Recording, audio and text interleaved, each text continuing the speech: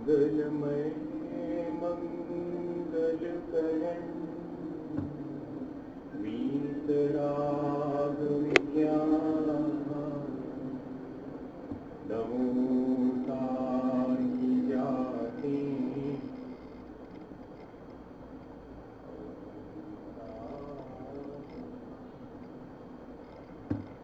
यो विद्यादिसागर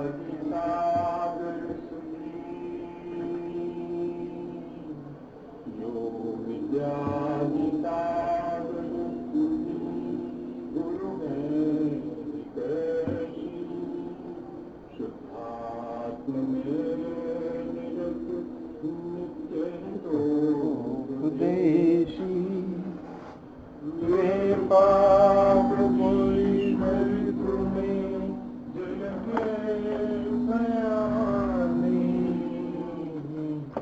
पूजो सतत केवल ज्ञान पाए पूजो ने सतत केवल ज्ञान पाए। बोले भगवान महावीर स्वामी की, आचार्य कुंद कुंद स्वामी की, आचार्य गुरुवर विद्यासागर मुनि महाराज की।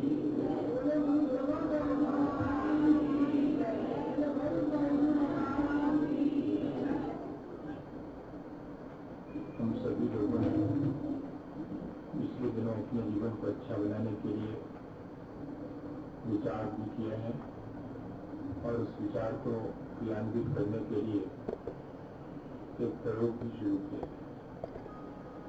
मैं ये मान के चल रहा हूँ कि हम लोगों ने पिछले दिन इस प्रयोग की शुरुआत कर दी है।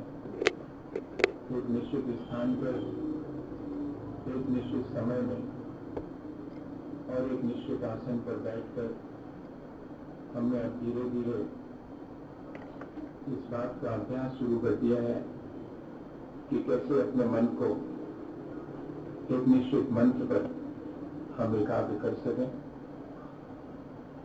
और जैसे जैसे हमारी एकाग्रता बढ़ती जाती है, हमारा बाहरी संपर्क टूटता चला जाता है। तो हमने अपने आप को जिन बातों का पहले विचार किया था उनका सजेशन देना शुरू कर दिया है। एक ऑटो सजेशन की प्रक्रिया कंसंट्रेशन के बाद अपने आप को हमने देना शुरू कर दी है। बहुत शांत होकर के हम अपने को इस तरह का सजेशन दे रहे हैं। वो ये है कि जब भी घृणा का अवसर आएगा मैं उसे मैत्री में बदल दूंगा। जब भी ईर्ष्या का अवसर आएगा मैं उसे हर्ष और प्रमोद भाव में बदल दूंगा। जब भी मेरे जीवन में हिंसा का भाव आएगा मैं उसे दया और करुणा में बदल दूंगा। और जब भी किसी दुर्जन व्यक्ति को देख करके मेरे मन में क्षोभ उत्पन्न होगा मैं अपने मन में उसके प्रति समता भाव रखने का प्रयास करूंगा।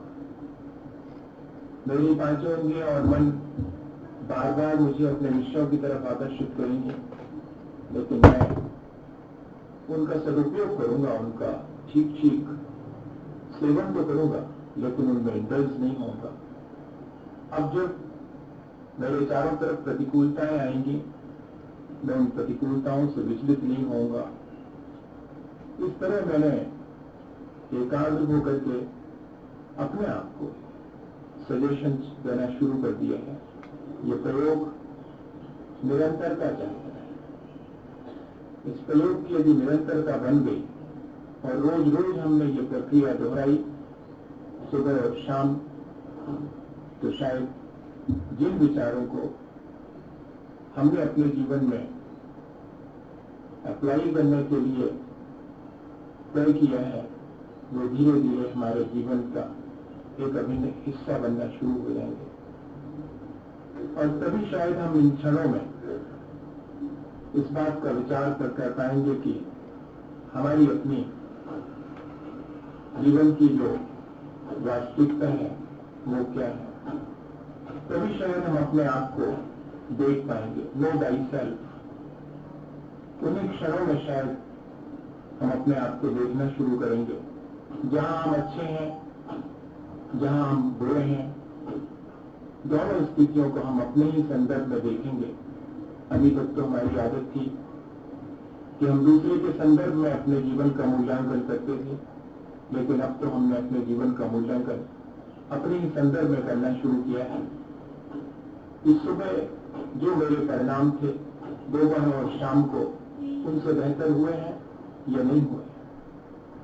अभी तो मैं ये देखता था कि अच्छाइयों में मैं औरों से ज्यादा अच्छा हूं और बुराइयों में मैं औरों से कम बुरा हूं, और इस तरह मैं अपनी अच्छाइयों के प्रति अहंकार करने लगता था और अपनी बुराइयों के प्रति मैं बिल्कुल गाफिल होकर के कि मेरे अंदर तो बहुत कम बुराइयां हैं, ऐसा सोच करके मैं उन बुराइयों को भी हटाने की कोशिश नहीं करके उनमें ही संतुष्ट होकर के बैठ जाया करता था। लेकिन नहीं, अब मैंने अपने को देखना शुरू कर दिया है।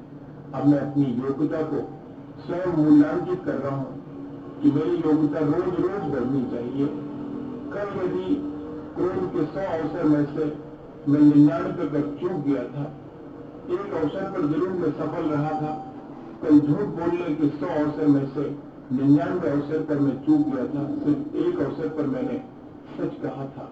लेकिन आज तो मेरे जीवन में क्रोध के बहुत सारे अवसर आए और मैं नहीं चूका। मैंने उसमें क्षमा भाव धारण किया है। मैंने झूठ के अवसर आने पर भी अपनी सच्चाई को जाने नहीं दिया है। मैंने अपनी गरुता को तमाम कठोरताओं के बावजूद भी बरकरार रखा है। अगर इस तरह हमने अपने को देखना अपने संदर्भ में शुरू कर दिया तो फिर हमें मालूम पड़ने लगता है कि हमारी क्षमताओं को हम कैसे बढ़ा सकते हैं। आज सभी लोग अपनी क्षमता बढ़ाना चाहते हैं। आज जो प्रोडक्शन करते हैं वे अपनी फैक्ट्री की क्षमता बढ़ाने की कोशिश करते हैं, अपने व्यापार की क्षमता बढ़ाने की कोशिश करते हैं। सब अपनी क्षमता बढ़ाने की कोशिश में लगे हैं। तब क्यों न मैं अपने उस आत्मा की अलग क्षमता को जो कि सोई हुई है उसको मैं बढ़ाऊं। उसको बढ़ाऊं इसके मायने से कितना ही है कि मैं उससे जागृत हूं और अपनी उस क्षमता को धीरे धीरे बढ़ाने का अभ्यास करूं। और क्षमता बढ़ती है विपरीतताओं में समता धारण करने। जबकि कला, ईर्ष्या और विद्वेष की दुष्प्रवृत्तियां मेरे भीतर जोर मारती हैं, तब मैं बहुत कमजोर हो जाता हूं। अब मुझे अपनी क्षमता बढ़ानी है। जब कला, ईर्ष्या और द्वेष की प्रवृत्ति मेरे भीतर जागृत हो तो मैं सावधानी से उसको हटाने के लिए, और जैसे कि कोई सैनिक तैयार रहता है कि कोई विदेशी आक्रमण न हो, ये सारी मेरे भीतर जो विदेशी ताकतें हैं, ये जो फॉरेन मटीरियल है, ये जो मेरे अपने भीतर वैश्विक विकृतियां हैं, वो सब मेरी नहीं है, वो सब विदेशी है, मेरी अपनी निजी नहीं है।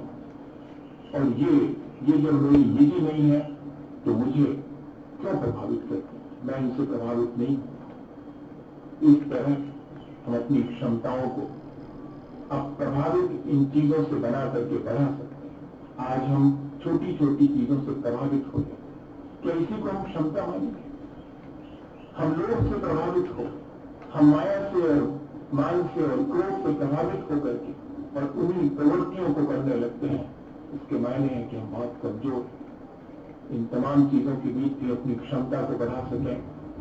और फिर जैसे जैसे हमारा ये प्रयोग, हमारा ये अभ्यास बढ़ता चला जाएगा, हम देखेंगे कि हमारी लिमिटेशंस क्या है, हमारी अपनी बुराइयों की लिमिटेशंस है। क्रोध हम कितनी देर कर सकते हैं? 48 मिनट मैक्सिमम आचार्य भगवंतों ने लिखा हुआ है, उसका काल अंतर मुहूर्त ही है। फिर हम उसको कंटिन्यू करते हैं, ये हमारी अपनी कमजोरी है। जो हमारी विकृतियों की सीमा है तो हम उस सीमा को क्यों नहीं पहचानते? और उस सीमा को क्यों नहीं घटाना पसंद करें। अपनी क्षमताओं को बढ़ाना और अपने भीतर जो दुष्प्रवृत्तियां हैं उनकी क्षमता को कम करते चले जाना, उनकी सीमा को पहचान करके ही हम कम कर सकते हैं। हम तो आकलन कर चुके हैं कि शायद मेरे भीतर विकृतियों का साम्राज्य बहुत समृद्ध है, बहुत सशक्त है। नहीं, हमने पहचान लिया है कि विकृतियां बहुत शॉर्ट पीरियड के लिए अब बहुत ज्यादा मजबूत नहीं है, क्योंकि creation is not more than creator. कभी भी कोई कृति कलाकार से बड़ी नहीं हो सकती। ये जो कुछ भी मेरे भीतर विकृतियां हैं वो मेरी ही इजाद की गई हैं, ये मेरे से बड़ी नहीं हो सकती। मैं इनको डिस्ट्रॉय कर सकता हूँ, मैं इनको नष्ट कर सकता हूँ। ये मेरे भीतर इस तरह का भाव उत्पन्न होना चाहिए। और कल हमने ये समझा था कि मेरे भीतर बहुत सी ऐसी आदतें हैं जिनके चलते मैं बुराइयों को सपोर्ट करता हूँ और सच्चाई का सम्मान नहीं कर पाता हूँ। ये मेरी हैबिट बन गई। और जब कोई बहुत गहरी आदत हो जाए तो वो फिर हमारे स्वभाव में परिवर्तित हो जाए। हमने शायद पिछले दिनों भी ये कहा था कि habit is the second nature. हमारा एक तरह का स्वभाव बन जाती है हमारी अपनी आदत, चाहे वो अच्छी हो चाहे वो बुरी हो। और हम देखते हैं कि हमारे भीतर की बुरी आदतों को हम निकालना चाहते हैं लेकिन निकाल नहीं पाते। क्यों? क्योंकि कंसंट्रेशन नहीं है। हम अपने भीतर की बुरी आदतों को तभी बदल सकते हैं जबकि हम पहले अपने आप को कहीं एकाग्र करें किसी चीज पर, और फिर हमें शायद एकाग्रता के बाद ज्यादा प्रयत्न करना नहीं पड़ेगा। जैसे कि कोई व्यक्ति बहुत एकाग्र होकर के किसी चीज को तोड़ना चाहे, और यहाँ वहां सब जगह उसका कोई कंसंट्रेशन नहीं है तो वो किसी चीज को ब्रेक नहीं कर सकता। दीपक की लो, उसके ऊपर हाथ रखिएगा, हवा चल रही हो तो जलने के कोई चांसेस नहीं। अगर डगमगाती हो दीपक की लो तो हवाओं में, और अगर वही दीपक की लो स्थिर हो तो फिर जरा उस पर हाथ रख के देखिएगा, वो जला देगी। ठीक ऐसे ही जैसे ही हमारे मन वचन कायी की जो प्रवृत्ति है वो कंसंट्रेट हो जाती है, मन वचन कायी एकाग्र हो जाते हैं, उससे फिर हमारे कषाय की हवाएं प्रकंपित नहीं कर पाती हैं। उन मन वचन कायी के प्रकंपन को हम धीरे धीरे करके सबसाइड करते जाते हैं, धीरे धीरे करके हम उनको शांत करते चले जाते हैं। फिर देखें कि हमारी आदत पर हमारा जोर चल सकता है। हमारी बुरी आदत को हम आसानी से ब्रेक कर सकते हैं और अच्छी आदत को हम प्रबल कर सकते हैं। इतना काम मैं सोचता हूँ कि कल अपन ने कर लिया है। जिन्होंने नहीं शुरू किया हो, मैं मानता हूँ कि वे आज से शुरू करेंगे। जो आज भी शुरू नहीं करेंगे, मैं इस विश्वास से कि वे कल से शुरू करेंगे अपनी बात को आगे बढ़ा। क्योंकि यदि हम ये सोच करके कि पता नहीं कोई करेगा कि नहीं करेगा, जब कोई शुरू करेगा तभी हम आगे बढ़ेंगे। नहीं, हमने तो ये मान लिया है कि हमने शुरू कर दिया है। पॉइंट नॉट 1% भी किसी ने शुरू किया है तो वो शुरुआत है। 1% भी नहीं कह रहा हूँ, पॉइंट के बाद और 0 रख के फिर 1 कहें तब भी एक मन बन गया है अगर कि कल जो मैंने सुना था मुझे अपने जीवन में शुरू करना, वो दिन कब आएगा मुझे नहीं मालूम। इतना भी अगर आपने कर लिया कि मैं मान रहा हूँ कि पॉजिटिव अप्रोच हम धीरे धीरे करके आगे बढ़ जाएंगे। आज हम थोड़ा सा और आगे बढ़ते हैं और देखते हैं अपने भीतर की उस कंसंट्रेशन के साथ हमें और कौन से सजेशन अपने को देना है। एक सजेशन ये देना है कि the total acceptation of result, ये हम लोग नहीं कर पाते। अपनी आदत को बदलने के लिए एक इच्छा होनी चाहिए, एक दृढ़ संकल्प होना चाहिए और निरंतरता। ये हम 3 चीजें हमेशा ध्यान में रखेंगे कि हमारी इच्छा प्रबल है कि नहीं, और हमारे अंदर दृढ़ संकल्प है कि नहीं, और हमारे अंदर निरंतरता है कि नहीं, तो हम अपनी आदत को बदल देंगे। लेकिन उस आदत को बदलने के लिए हमें एक और सजेशन अपने आप को देना पड़ेगा। वो अगला सजेशन है कि the total acceptation of the result. जब भी मुझे मैरिज डिमेरिट, पुण्य और पाप का जब भी मुझे सुख दुख रूप भय मिले, तब मुझे क्या करना है? तब मुझे उसे सिर्फ स्वीकार कर लेना। अभी क्या होता है, अभी तो जब पुण्य का फल मिलता है तो मैं उसमें हर्ष कर लेता हूं। पुण्य के फल को स्वीकार करना अलग बात है और उसमें हर्षित होना बिल्कुल अलग बात है। अभी तो मैं पुण्य के फल में जब मुझे कोई श्रेय मिलता है, जब मुझे कोई यश ख्याति मिलना शुरू होती है तो मैं उसे कैसे एक्सेप्ट करता हूं? हर्ष के रूप में एक्सेप्ट करता हूं। और जब जब मेरे कोई पाप फलित होता है और विपरीतताएं मेरे चारों तरफ आ जाती हैं और विपत्ति में मैं पड़ जाता हूं, तब बहुत डिप्रेस होता हूं, बहुत सॉरो फील करता हूं, बहुत दुखी होता हूं। ये अपने द्वारा किए गए कर्मों के फल को पूरी तरह से स्वीकार करना नहीं कहना है, ये तो हर्ष और विषाद करना है। अहंकार और संक्लेश, हम जब अपने फेवरेबल कंडीशंस में जीते हैं तब हम अहंकार कर लेते हैं। ये उस फल की स्वीकृति नहीं। फल की स्वीकृति तो तब है कि ठीक है, ये पुण्य का फल है जिसमें मुझे यश मिल रहा है, मुझे ख्याति मिल रही है, लोग जय जयकार कर रहे हैं, मेरा वर्चस्व बढ़ रहा है, मेरी पद प्रतिष्ठा बढ़ रही है, मेरा धन पैसा समृद्धि सब कुछ बढ़ती चली जाए, ठीक है, ये सब पुण्य का फल। इसमें मुझे एक्साइट होने की कोई जरूरत नहीं, इसमें अपने इमोशंस को अनबैलेंस करने की कोई जरूरत नहीं। अपने मन वचन काय को इनसे अप्रभावित रखना है, बहुत मुश्किल काम है, लेकिन आसान कौन बनाएगा? हम ही। हमने इन सब चीजों को महत्व देकर के अपने लिए मुश्किल कौन महत्व देता है? एक 100 रुपए का नोट नहीं, 1000 रुपए का नोट भी एक छोटे से बच्चे के हाथ में दे दो, उसको नहीं मालूम कि ये 1000 का नोट है, तो वो ऐसे फाड़ेगा जैसे कागज फाड़ता है, उसको कोई फर्क नहीं पड़ता। लेकिन जैसे जैसे वो फाड़ता है वैसे वैसे भीतर कुछ फटने लगता है। वो जो भीतर फटने लगता है उससे मालूम पड़ता है कि हमने क्या मान रखा है, किस चीज को कितना महत्व दे रखा है। हीरे को हमने महत्व दिया है, वरना तब तक वो भूल में पड़ा हुआ एक पत्थर की तरह टुकड़ा था। हम महत्व देते हैं और फिर बाद में उसी से अहंकार और संक्लेश दोनों कमाते हैं। अब हम सिर्फ अपने पुण्य और पाप के फल को सिर्फ एक्सेप्ट करेंगे, सिर्फ स्वीकार करेंगे, उसमें हम एक्साइट नहीं होंगे, उसमें हम डिप्रेस नहीं। देखो और मजा इतने नहीं, जितना कुछ भी हमें शेयर मिलता है वो सब आसानी से ग्रहण कर लेते हैं, उसमें दूसरे का जरा भी हाथ है ऐसा स्वीकार नहीं करते। जो कुछ भी मैंने हासिल किया है वो सब मेरी अपनी योग्यता है ऐसा मान लेते हैं, और जो कुछ भी जबकि है वो बड़े लोगों की कृपा। लेकिन हम उस समय कृपा कहां मानते हैं? हम तो सिर्फ अपनी योग्यता मान के बैठ जाते हैं। और जब हमारे पाप फलित होते हैं और हमारा काम बिगड़ने लगता है तो हम कहते हैं इसने बिगाड़ा, उसने बिगाड़ा, ये इसने ऐसा नहीं किया होता, ये सर्कमस्टेंसेस ऐसे नहीं होते।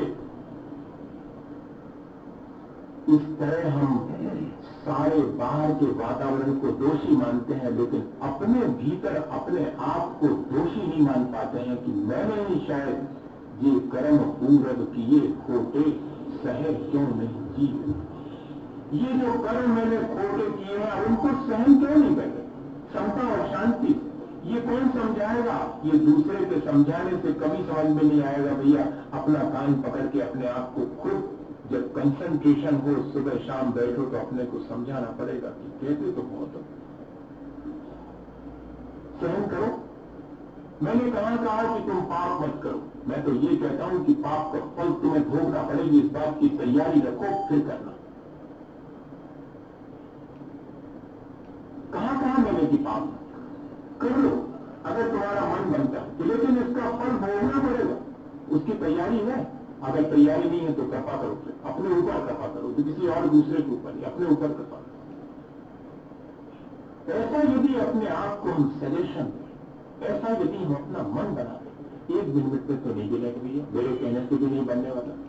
मैं भी अपनी बात को सुन रहा हूं जो मैं आपसे कह रहा हूं, इतनी जल्दी तो किसी का मन नहीं बनता, लेकिन बनाना पड़ेगा, निरंतर अभ्यास करना पड़ेगा। तो किसी दिन मन में ये बात, जिस क्षण हम विपत्तियों से घिर जाएंगे उसी क्षण ये बात याद आ जाएगी कि इन विपत्तियों का कोई आंतरिक कारण है या कि सिर्फ मैं बाह्य परिस्थितियों को दोषी ठहरा रहा हूं। नहीं, इसका आंतरिक कारण मेरे भीतर छिपा हुआ, मैंने कुछ ऐसा करा होगा। अब मुझे शांति से इसे सहन करना। ठीक इसी तरह जब मेरे अनुकूल परिस्थितियां बने तब मेरा मन गदगद हो जाए, मैं हर्ष से झूम जाऊं, तब भी मेरे भीतर कोई आकर के कह दे कोई आवश्यकता नहीं है, ये तो किसी पूर्व संचित तुम्हारे अपने वर्तमान का इसमें कुछ भी नहीं है। तुमने कोई बहुत बढ़िया पहले करा था, आज क्या कर रहे हो पहले ये देख लो, हर्षित मत हो। पहले ये देख लो कि पहले कितने बढ़िया तुम कितने प्यारे थे, जिसका कि फल तुम्हें इतना बढ़िया मिला है। उसे याद करो और उससे शिक्षा लो। उन क्षणों में ये याद आ जाए। एक सेठ जी ने अपने यहाँ पर एक नौकर रखा और वो नौकर क्या देखता था सेठ जी को, बहुत उसका विश्वास था सेठ जी में, बहुत श्रद्धा थी। वो उनके आचरण से बहुत प्रसन्न था वो नौकर। उसने ऐसे सेठ कभी नहीं देखे। बहुत से सेठ देखे होंगे, कैसे सेठ जो अपनी वस्तुओं के गुलाम होते हैं, ऐसे सेठ जो पैसे और धन के गुलाम होते हैं। ध्यान रखना, जो दूसरे को अपना पैसा न दे सके वो पैसे को गुलामी माना जाएगा और कोई बहुत बड़ी बात नहीं, सम्राट नहीं हो। जो दे सके वो उसका मालिक, और जो दे नहीं सके वो उसका गुलाम। सीधी सी परिभाषा है, इसमें क्या बात। जिन चीजों का हम उपयोग न कर सके उनकी गुलामी करेंगे हम, और जिनका उपयोग करते हैं उनके मालिक हम। ऐसा वो सोचता था सेठ जी के बारे में। ये सेठ तो हमने पहली बार, और वाकई में उसने कहा कि इनकी परीक्षा करनी है। कब परीक्षा करेंगे? ये हमेशा प्रसन्न रहते, कभी इनको हमने ज्यादा एक्साइट होते नहीं देखा, कभी डिप्रेस होकर रोते नहीं देखा। ये बड़े शांत स्वस्थ प्रसन्न चित्त बैठे रहते। क्या बात, कभी तो मौका आएगा, कभी इनको भी लॉस होगा तब देखेंगे। और सचमुच ऐसा हुआ कि बहुत लॉस हो गया, और वही दौड़ता हुआ आया। सबसे पहले खबर देने की थी मालिक, वो जो इतने जहाज ये जब आराम से भरे हुए बंदरगाह पर खड़े थे और कुछ आने वाले थे, सब आंधी में और समुद्र में डूब गए। बहुत बड़ा घाटा रखा। सेठ जी ने कहा कि भीतर पूछो, खाना तैयार हो गया हो तो आए। अरे आपने नहीं सुना, आपके इतने सारे जहाज। देखो तुम अपना काम करो, अभी खाने का समय है, तुम्हारा दुकान जाने का समय में मुझे भी दुकान पे पहुंचना है। क्या ये लगा रखा हुआ है? ये तो हमेशा चलता है। अरे कुछ भी नहीं फर्क पड़ा। आश्चर्य। उसने कहा तब तो कोई खुशी का अवसर आएगा, तब तो ये फूले नहीं समाएंगे, देखेंगे अगली बार। और फिर जितना बड़ा घाटा लगा था उससे कई गुना बेनिफिट हो गया, उससे कई गुना प्रॉफिट हो। तब जाकर के सूचना दी, तब भी उसको तो आशा थी कि सेठ जी कहेंगे कि ये ले लो हीरे की माला, तुमने कितनी बढ़िया खबर सुनाई है, और भला बताओ तुम्हें और क्या चाहिए, और जाकर के भीतर कहो थाली सजाओ, बढ़िया पकवान बनना चाहिए आज। लेकिन सेठ जी ने ऐसा कुछ भी नहीं कहा। सेठ जी ने यही कहा कि तुमने अपना भोजन कर लिया, तुम अपना भोजन कर लो, आज का काम हमें आज ही निपटा देना चाहिए, कल पर नहीं छोड़ना चाहिए। अरे कोई एक्साइटमेंट नहीं, डेली रूटीन में जैसा चल रहा है वैसे ही। बहुत मुश्किल है, लेकिन हमें इस चीज को आसान बनाना। Total expectation of the result, जो कुछ भी मेरे सामने पुण्य और पाप का फल आता है, जिसको चैनहरा में दौलत राम जी से पूछो तो कहते हैं पाप पुण्य फल माई, पुण्य पाप फल माई हर दिखो। ये कौन समझाएगा? ये हमें अभ्यास करना है। छोटे छोटे से अवसर आएंगे, हम उनमें शांत रहने का अभ्यास करेंगे। जब कोई हमें कोई बहुत बड़ी खुशखबरी देगा, हम आसानी से उसे सहन कर लेंगे।